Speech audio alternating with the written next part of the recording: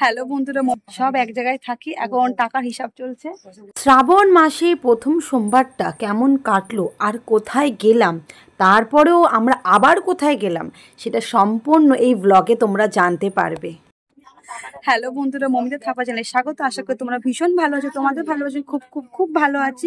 নতুন দিনের সাথে নতুন ভাবে ব্লগটা শুরু করছি, তাহলে এখান থেকে ব্লগটা শুরু করলাম।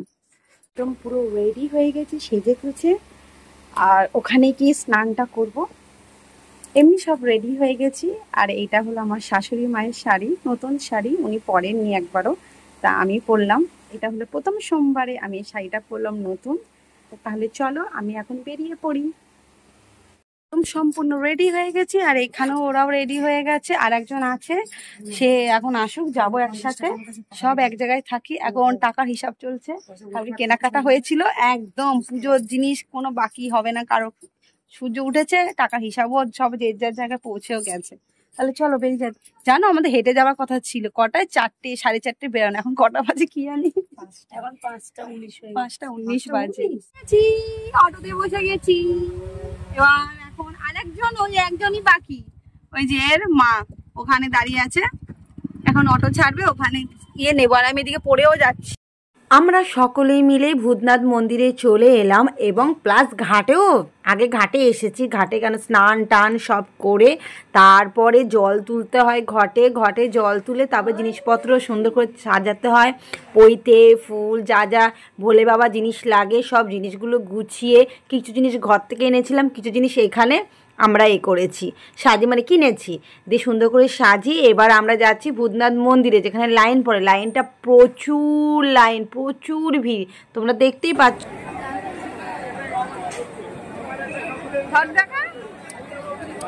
এই তো ঘর লাইনে আছে, এখন লাইনে প্রচুর ভিড়, প্রচুর। সোমবার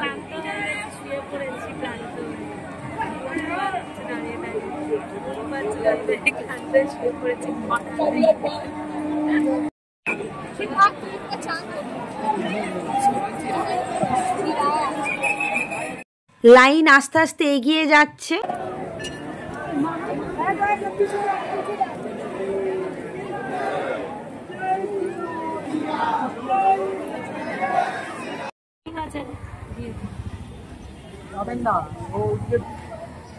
এই বাবার মাথায় জল ঢেলে এলাম আমরা। আর আপাতত কেনাকাটা করছে, সেটা তোমরা দেখলে এর আগে ক্লিপটাই।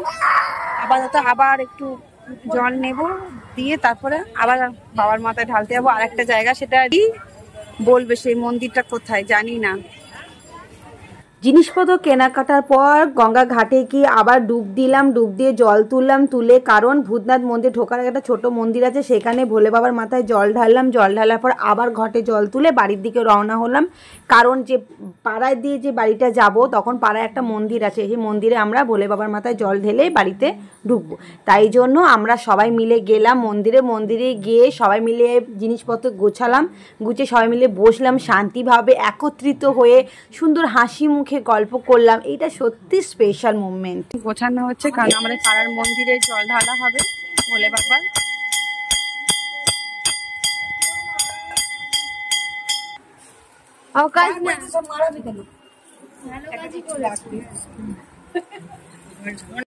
সব কিছু হয়তো আমরা এগিয়ে যাব, কিন্তু যে মুভমেন্টগুলো, যে অতীত, যে স্মৃতিগুলো রয়ে যাবে, সেটাই কিন্তু সব থেকে আমাদের স্মৃতি হয়ে থাকবে।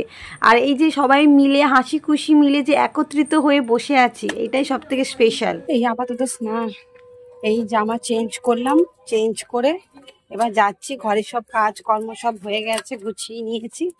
অত ভোরবেলা তো অসম্ভব, কারণ আমার তো টাইম কলের জব, ওই জন্য এই কাজ ছেড়ে খেতে যাচ্ছে। এখন প্রচুর খিদে। হে মাম, কি হয়েছে? চুপ করে শুয়ে আছি, মেরেছে না বকেছে? ও ফোন দেখছো, তুমি ফোন দেখছো?